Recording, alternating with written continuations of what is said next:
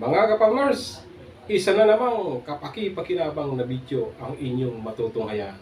Watch this until end.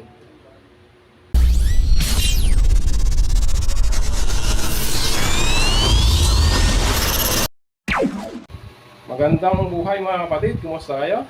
Kumusta ang ating pag-aayupan? Okay, sa video pong ito mga ka-farmers ay ipapakita ko sa inyo ang pag-compute o yung proper mixing ng mga sangkap kung tayo po ay nagmi-mix o gumagawa ng patuka ng ating mga alagang manok. Tatlo pong mixing ang ipapakita ko sa video nito. Yung starter, which is may 25% yan na protein. Ang broiler grower feeds naman na may 20% na protein. Then ang layer feeds, yung para sa mga inahin o sa mga nangingitlog ng mga manok, which is may 17% na protein. Ulitin ko po, starter feeds, Copri starter na may 25% na protein, then broiler grower feeds na may 20% na protein, then layer feeds na may 17% na protein. Ngayon mga kapatid, ang gagamitin natin na materialis ay napakasimple lamang. Dalawang materialis lamang. Ang mais o ang corn flour, then ang BSFL o ang black soldier fly larvae. Okay?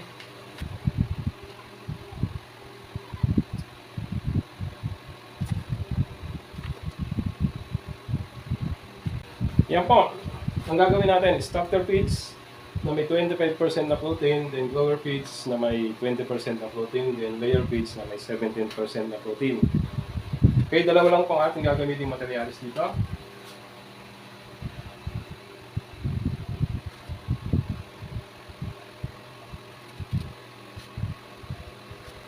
Yan po ang gagamitin natin materialis.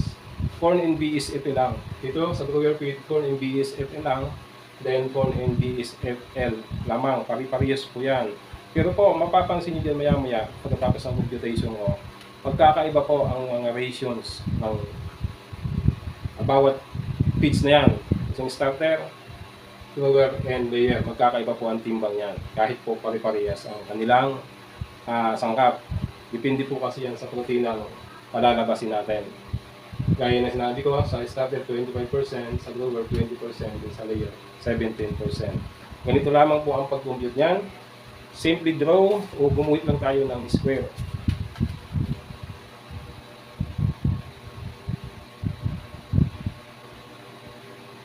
Ganyan lang po.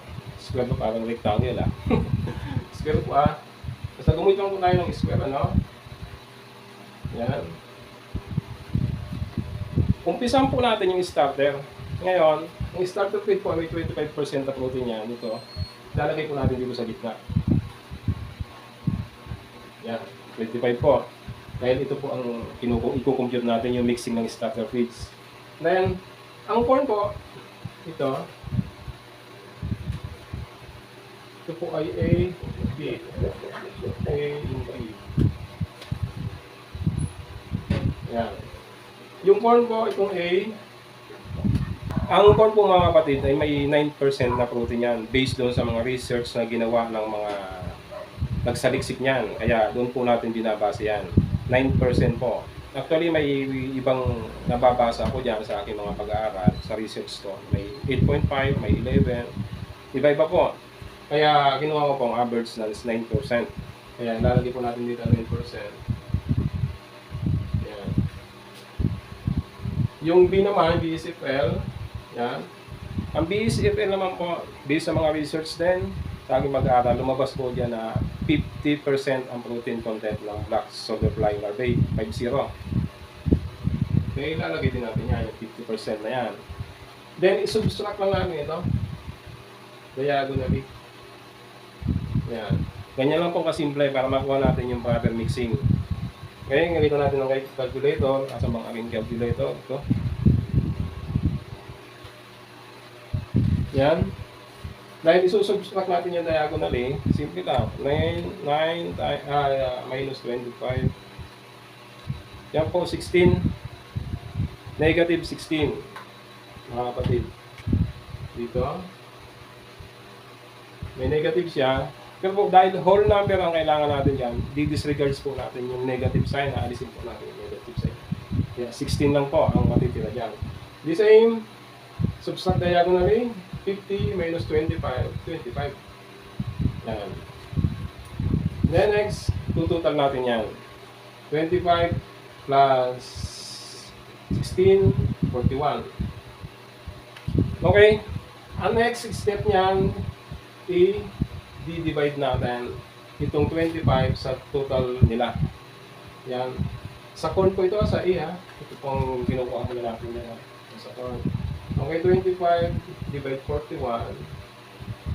Dahil kukunin natin yan yung ratios in percent, i-multiply natin sa 100 lagi yan ha. Multiply by 100. Yan. Ganon din dito, 16 divide 41, then multiply by 100. Para po makuha natin yung ratios niya in percent, hanggang sa pumunta na tayo doon sa ratios in pounds. Kumbaga, makuha na natin yung timbang ng sangkap o ang timbang ng mixing ng dalawang materialis na yan, na ang lalabas ay 25% protein. Okay? So, gamitan natin ng calculator. Yan, 25 to divide 41, then multiply by 100. Yan, 60, yan, 60.97 something. O ba? Yan. I-round off natin po ito. Magiging 60, yan, magiging 60.98 po yan mga kapatid. Yan, 60.98%. The same procedure sa baba, sa BSFL. Yan, 16 divide 41 times 100. Sinamalat ako mga kapatid, pasensya na kayo. At ito naman ang lumabas. Yan, 39.02 something. Round off din natin sa 39.02. 39.02%. Kaya po natin ito niraround off para magtututal po yan, dalawang ito. Yung dalawang ito ng 100%. Dapat po 100% ang magiging total niyan dahil pag hindi po siya 100%, kung po tayong tutuloy, magiging mali na po ang ating computation niyan. Kaya po, kailangan natin i-round off. Okay? Nakuha na natin yung ratios niya in percent, meaning sa corn, ito, 60.98% ang kanyang ratios. Then sa BSFL naman, letter B, ay 39.02.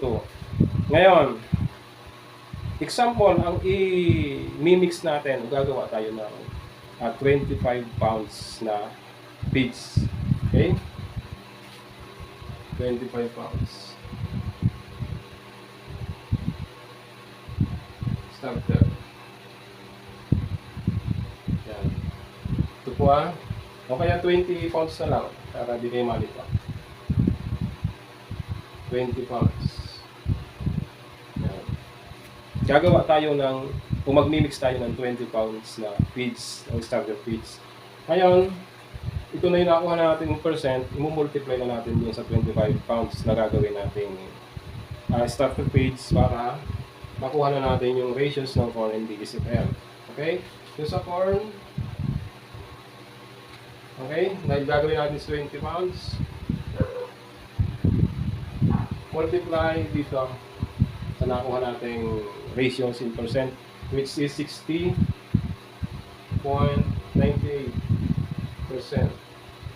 Okay, tingnan natin.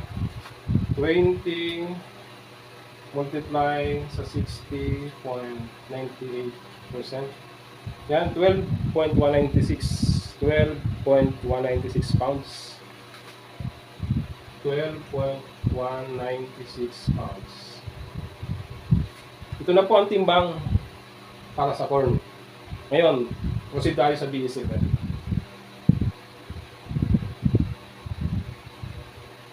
BSFL, yan. The same, like 20 pounds ang ating ginagawang feeds, multiply natin sa 39.02%.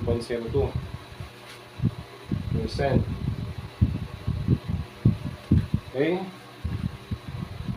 20 multiply sa 39.02%. Yan, 7.804 pounds ang ratios ng BSFL. 7.804 pounds. Ang total niyan, 20 pounds. Ngayon, ito ang final na procedure para ma-check natin na siguradong tama ang ratios ng corn and BDCFL. Corn and BDCFL. This is corn 12.196, 7.8 naman sa BDCFL. Imimix na natin ito, nakagawa na tayo ng 20 pounds na layer feeds. Ang tanong dyan, tama nga ba ito? I-check po natin yung rutina na ibibigay nito. Okay? Ganito lang po yan. Yung corn,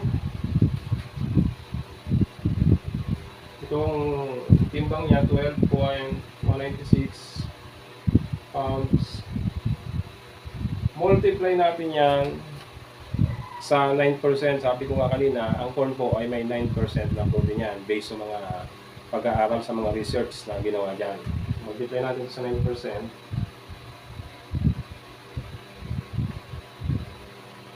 9%. Okay? 12.186 multiply sa 9%. Yan po ang protina. Yan. 1.09 1.096764. Yan, 1.0964 pounds na protein ang naibigay ng mais. Yan. 1.096764 pound CP o protein. Then, proceed tayo sa BDCFL. Ang BDCFL po ay 7.804 pounds o 4 pounds multiply sa, sabi ko nga, ang BDCFL po ay may 50% na protein. Yan. 7.804 multiply sa 50%. Yan, 3.902 pounds na protein ang naibigay naman ng BDCFL o ng black soldier fly larvae. 3.902 pounds. 3.902 pounds CP. Tututal po natin ito plus 1.09764. Okay, yan. 4.99964. Tama. Pounds. 4.99964 pounds CP o protein. Mga kaibigan, pounds ko lang po ito. Percent po ang hahanapin natin, 25%. Dapat po makonvert natin ito sa 25%. Pag lumabas po sa conversion nito na 25%, tama po itong ratios na ito ng corn and BDCFL. Paano po gawin? Ganito lamang po yan. So yan, 4.99964. Yan. So po siya. Divide natin. Ilan po ba ang ating minimix? Ito? 20 pounds po, di ba? Yan. Divide natin sa 20 pounds. Dahil, i-convert na natin siya sa percent, dahil 25% yung ating hinahanap, multiply natin ito sa 100. Yan. Okay, tingnan natin kung lumabas siya na 25%. Yan, 4.99964. Yan po yan ha, para hindi ko kayo sasabihin, dinadaya ko yan. Yan. Divide to 20, then multiply to 100. Yan po, 24.9985% protein. Yan, 24.9982. Round up 25% CP. Yan, 25% CP, 25%. Nakuha natin. Eksakto. Ito yung timbang niya. Okay, lagay natin dito yung timbang niya para hindi tayo malito. Kukumpare kasi natin yung mga timbang ng starter grower in layer. Siya ay 12 point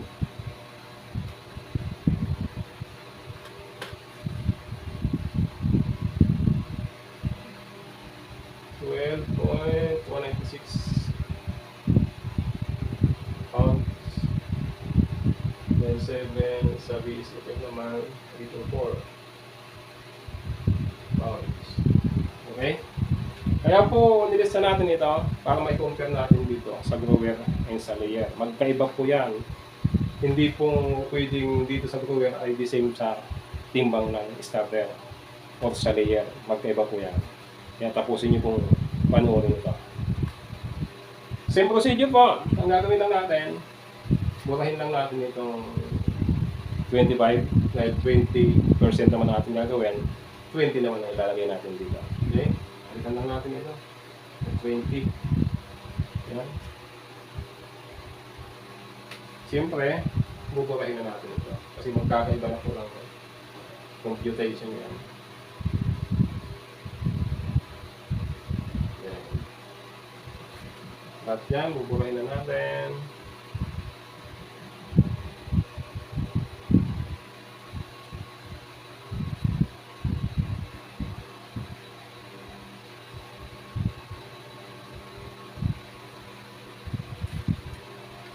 Pangit ang ating pambura.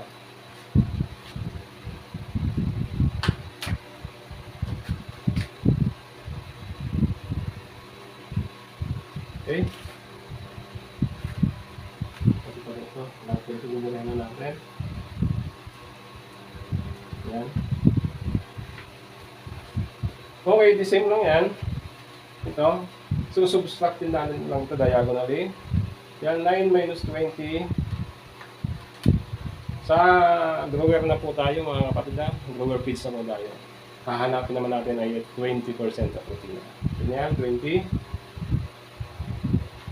9 minus 20.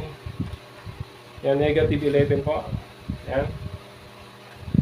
Dahil kanina, may negative sign yan, i-disregard na po natin yan, kaya magiging 11 lang siya. Then ito 50. Yan 50. Ano? Pangit na 50 ko.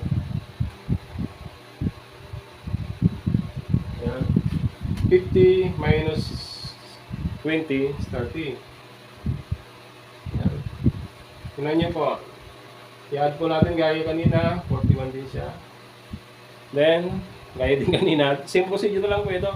Magbabago lang po dyan yung protein ang nilalagay natin. Okay? Divide 41 times 100. Then, ganun din dito, divide 41 times 100. Yan. The same po ang procedure na yan. Okay? Natin, third, ito muna tayo sa corn, which is 30. Divide 41 times 100. Yan, 73.17 something. Yan. Round off natin, gaya kanina, magiging 73.18. Magiging 73.18 po ito. Yan. 73.18%. Yan. The same procedure, 11, to. Divide 41 times 100. Yan naman, 26.82 something. Yan. Kaya round off 26.82% para maging 100%. Okay? The same, 20 pounds po ang ating gagawin para po mai-compare natin yung ratios noon sa ratios dito. Okay? Kaya 20 pounds pa rin ang ating gagamitin. Ang ating gagawin. O i-mix. Corn, ito po ang nakuha natin percent itong ratio sa percent 20, which is ito, gagawin natin feeds, multiply sa 73.18%.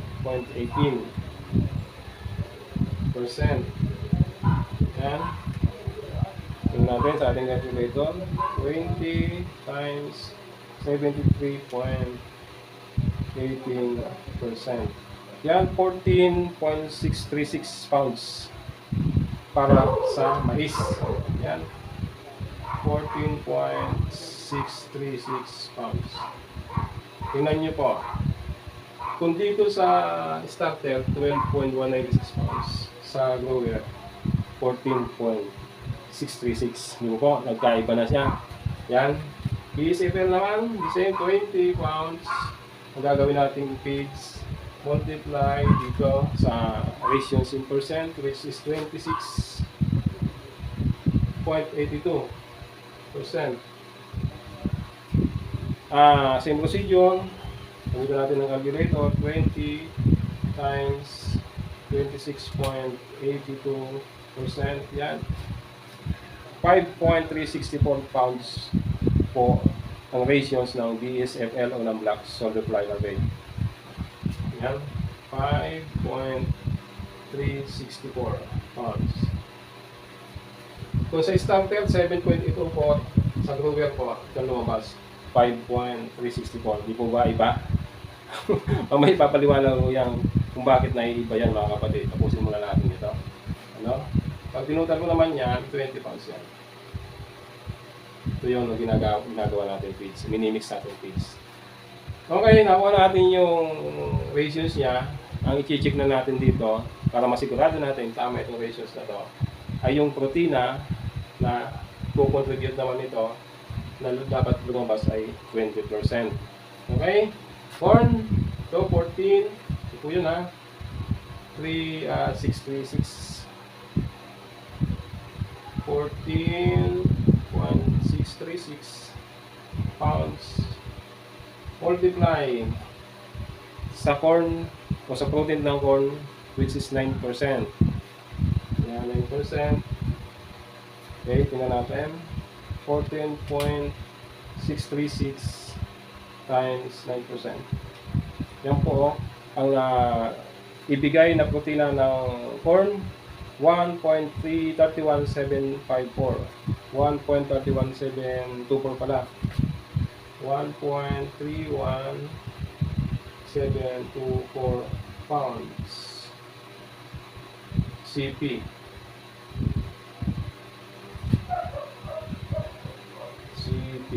Ang CP po, crude protein po yan, hindi cellphone ha. Crude protein, yan.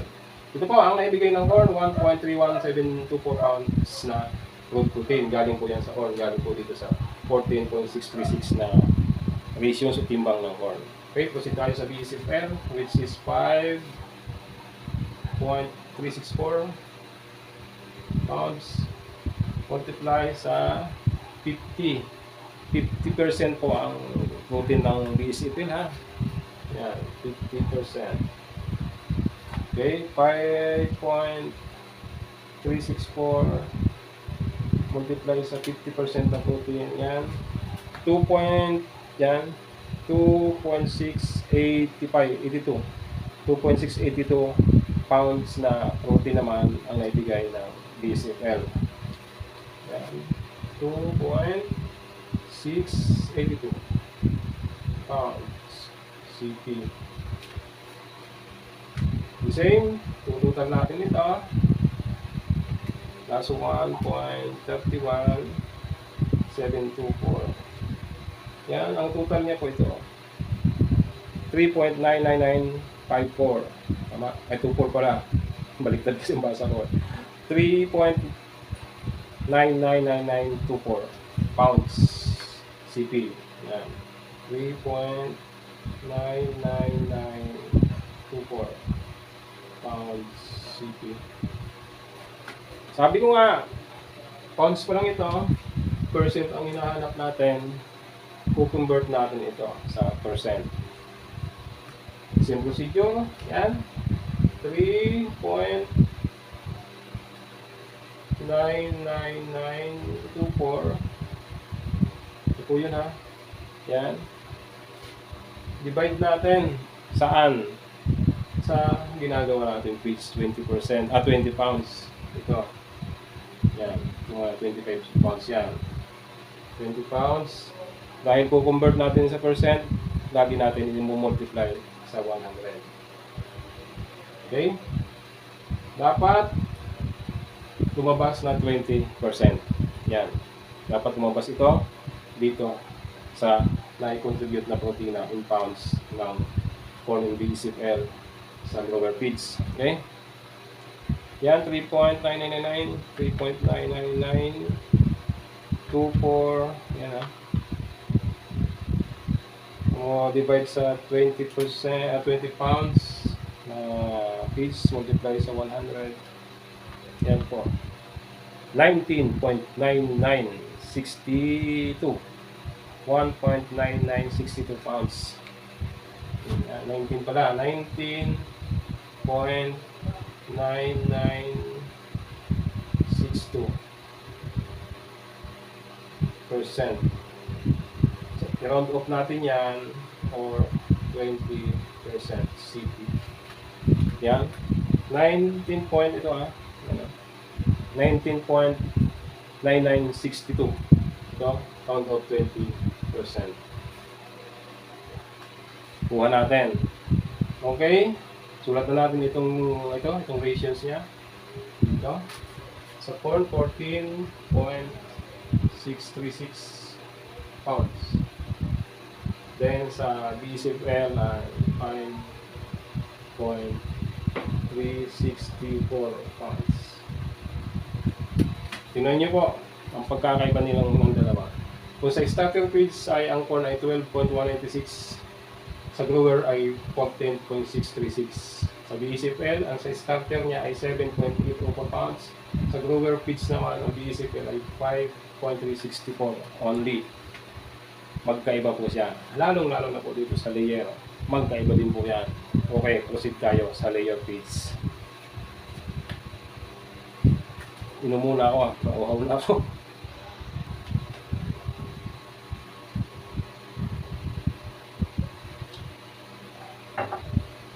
Okay, mga kapatid. Proceed na tayo sa layer feeds. Wala namang pinagkaiba pang procedure niyan. Sabi ko nga, babaguhin lang natin yung nasa gitna ng box. Lalagyan na natin yung 17%. Yan, 17%. Yan, ito lang ilalagay natin doon sa box. Kapalitan natin yung 20 ng 17 dahil 17% na ating kukumpute. Tapos na tayo sa 20%, which is broiler feeds. Okay? Siyempre, bubukahin na natin ito lahat. Yan.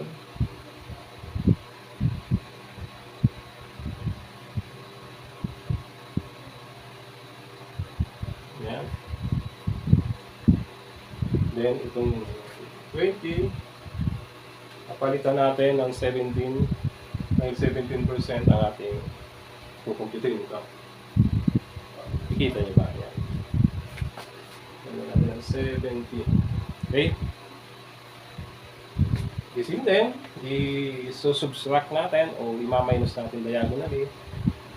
9 minus 17. 9 minus 17. 8, mga kapatid.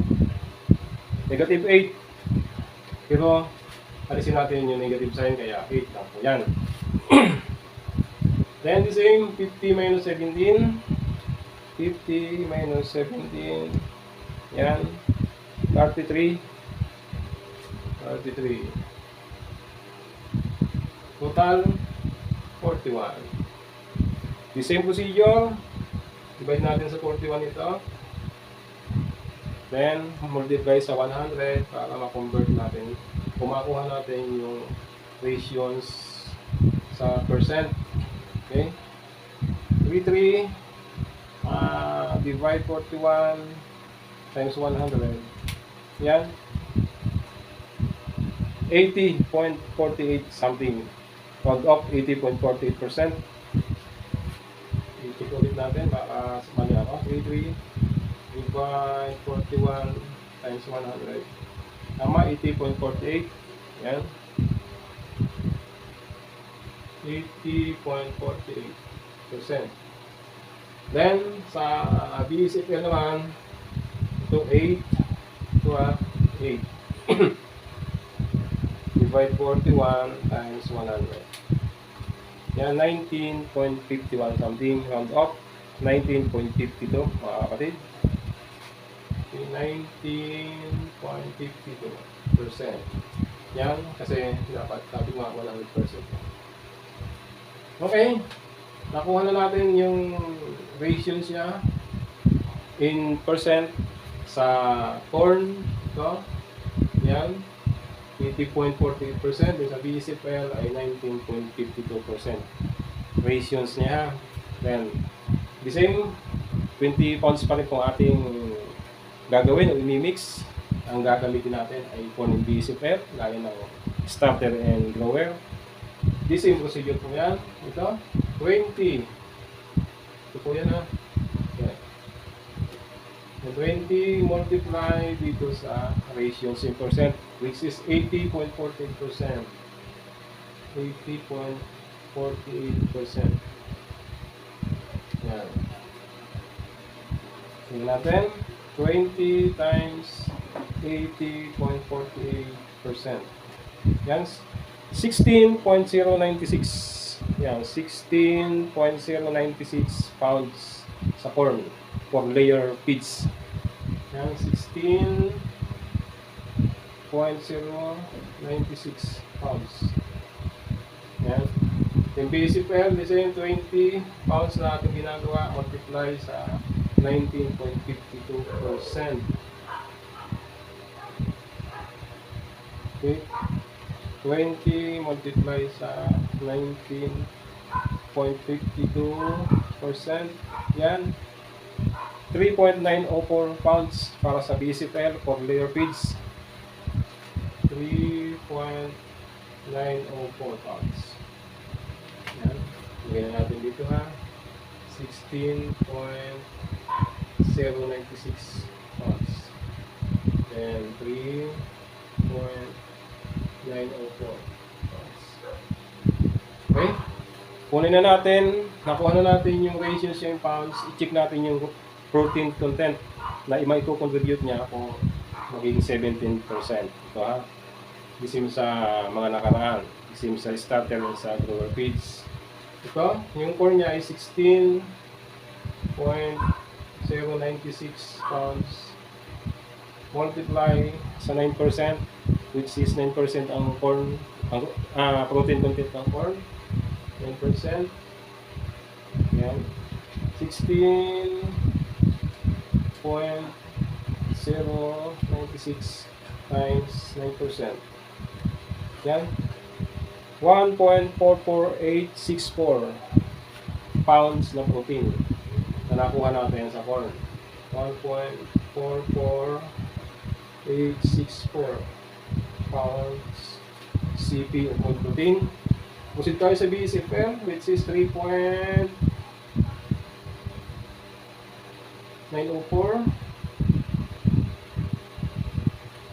pounds. Multiply sa 50%. Dahil ang BCPL ay may 50% na protein niya. Okay? 3.904 times 50%. Yan.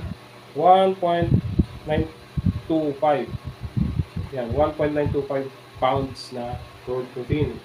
1.952 pounds CP. Okay? The same. Total natin. Plus 1.44864. Yan o. Total of 3.40064. 3.40064 pounds CP. Then, convert na natin ito sa percent gaya ng mga nakaraan, gaya ng sa starter din sa grower. Ito lamang 3.464 yan pounds divide saan? Siyempre sa ginagawa natin o minimix natin feeds, which is 20 pounds. Then multiply saan? Sa 100, di ba po? Pag kino-convert natin sa percent, laging multiply sa 100. Yan. Ngayon, dapat saan lumabas? Siyempre, So 17%. Dapat lumabas yan para sa layer feeds. Kasi ang layer feeds po, 17% ang protina niya. Okay? Ito na. Divide 20 times 100. Yan. 17.0035. Round off, 17%. 17.0032 or 17% CP. Nakuha natin. Saktong-sakto. Ngayon mga kapatid, pansinin nyo na ang pagkakaiba. Yung corn sa starter, dahil 25 pounds po ang ating 25% ang crude protein ng starter, magkaiba o mas mataas ang BSFL compare sa kanila. Papansin niyo po ba yan? Kasi po, dahil mataas yung required protein ng starter, mataas po ang BSFL na binibigay natin dyan. Dahil ang BSFL po, papansin nyo din, mas mataas ang protina kumpara sa mais. Yan. Yan po ang rason dyan. Pag mataas po ang materyales, o mataas po ang protina ng materyales, mataas po ang lalabas dyan na protina, siyempre, doon sa makukuha natin sa materyales. Kaya napakahalaga po ng procedure natin. Ang tawag po dyan ay box method.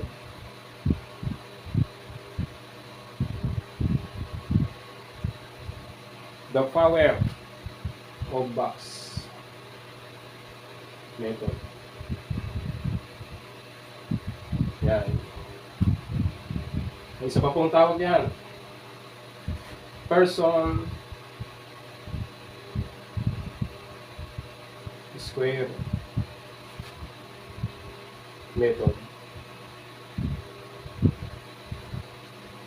Yan po ang sistema o ang ginagamit natin pag tayo po ay magmimix ng mga materyales. Ang pinakita ko lang po ay dalawang materyales lang po yan. Pwede pong gumamit tayo ng kahit ilang gusto nyong materyales.